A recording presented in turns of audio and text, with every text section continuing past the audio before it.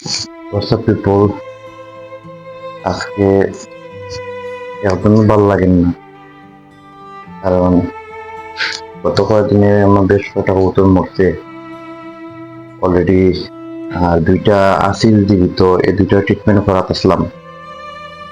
একটা অলরেডি মোটামুটি একটু সুস্থ হতে, আর একটা সুস্থ আসিল, কিন্তু হঠাৎ করে সকালবেলা দেখি এটারে দুর্ভাগ্যজনিত কিছু একটা মারছে। বাইরে বৃষ্টি ওর দেখেন, আপনারা গালা দিকে ক্লোজ দেখাইতে পারবো না। ওই তো কবুতরটা সকালে দেখি মারা, আর মাথার দিকে রক্ত, সম্ভবত রাতকে মনে হয় নিচে আসিল, আর কিছু একটা পাইয়া এটারে মারলিছে ঘরের ভিতরে ঢুকিয়া। যাই হোক, এখন ও একটা আছে, এটা ট্রিটমেন্টটা লাগে তুই জিরাত, তখন এটারে ফিট দিমু। আর আপনারা দেখাইমু আমি খানিটা কিলাখান বানাই এবং তারা খানিটা কিলাখান খাওয়াই। হ্যান্ড ফিডিংয়ের লাগিয়ে আলাদা খানি কিনতে মিললে, বাট আমি আমার নিজস্ব চাহিদা অনুযায়ী জিনিসগুলা কিনিয়া নিয়ে পাউডার করিয়া দেন তারা লাগে খানিগুলা বানাই।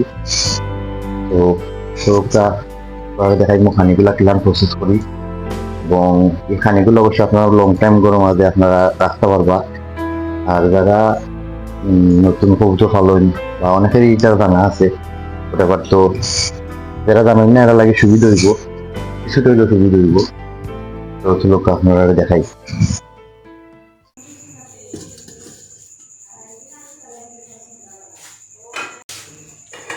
এনে আছে বাদাম, চানা, মটর, এগুলো বাজমু গরম করবো।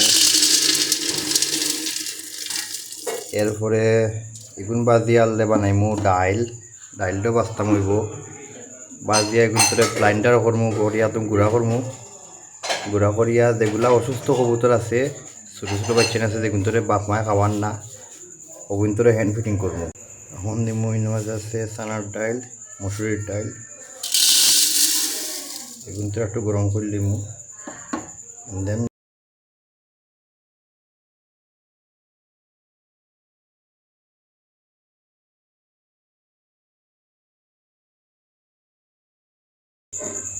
গুঁড়া করার পরে এগুলো চাইনানি লাগবো, কারণ চাইনাইয়া এগুলা শক্ত শক্ত যে গুঁড়াগুলো আছে এগুলো রাইলেও লাগবো, আর নাইলে হ্যান্ড ফিডারে দিয়ে যেত না।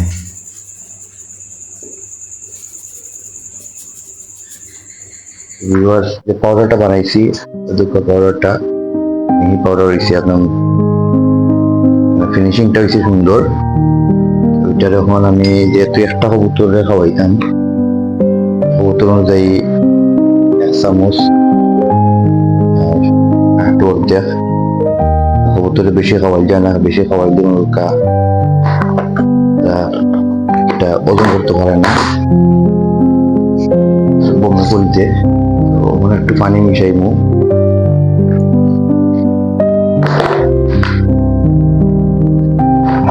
পানি মিশাই লাগবো, পেস্ট হওয়া লাগবে এবং লিকুইড পেস্ট হওয়া লাগবে, কোন হইতে পারত না। তাহলে সিরিঞ্জের দিকে এটা আইতে হইব, সিরিঞ্জে আপনি নিতে হইবা এবং এই সিরিঞ্জে পুষলে খাওয়াইতে হইবা, কারণ আমার হাতে বড় হ্যান্ড ফিডার নাই। বড় হ্যান্ড ফিডার তো আমার ওটাই সুবিধা মনে হয়, কারণ এটা যদি বড় হ্যান্ড ফিডারটা বেস্ট হইলো আপনার যদি বড় দানাদার কোনো খানি খাওয়াই, এই দানাদার খানির লাগিয়া বড় হ্যান্ড ফিডারটা ঠিক আছে, বাট লিকুইড জাতীয় খানির লাগি ও ধরনের একটা সিরিঞ্জ নিবা বড় সাইজের। এর মাঝে আমি সিকন 5 এটা ইউজ করছি, এটা খুবই সফট, ওদের মুখে ইজিলি করা যায়। আমার লিকুইড হয়ে গেছে।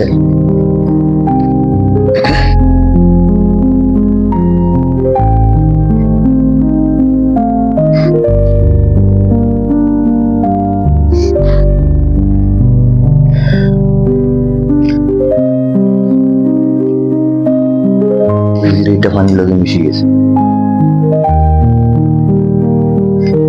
দেখুন আমি যে সিরিঞ্জটা দিয়ে লইমু, সিরিজটা দিয়ে লইলাম, সিরিঞ্জের মধ্যে ইজিলি আই গেল। এবং দরকার ইজিলি জিনিস বাইরেও করা যায়। তো মুখের ভিতরে যখন দিমু কবুতরত তখন কোনো প্রবলেম ফেস করা লাগছে না।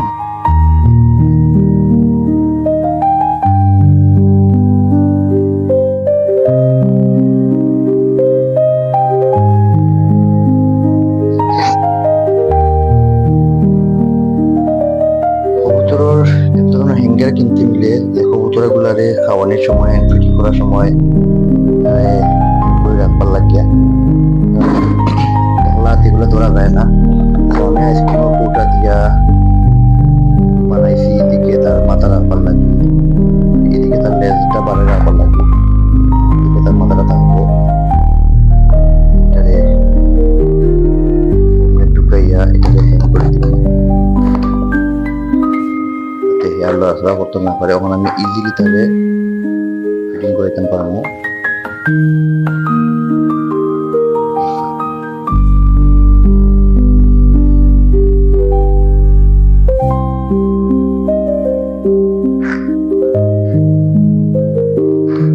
আমার কমপ্লিট ফিটিং করা নিয়ে গেছে।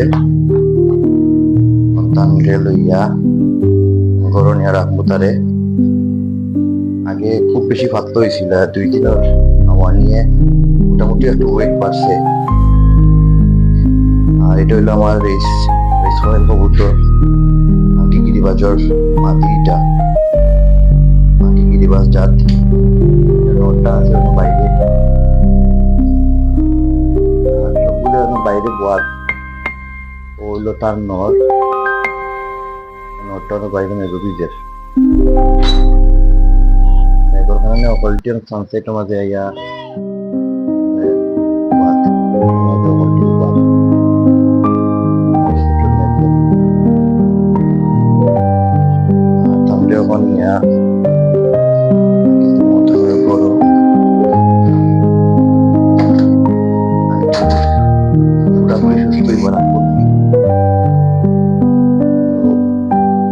ভিডিওটা অতটুকু পর্যন্তই।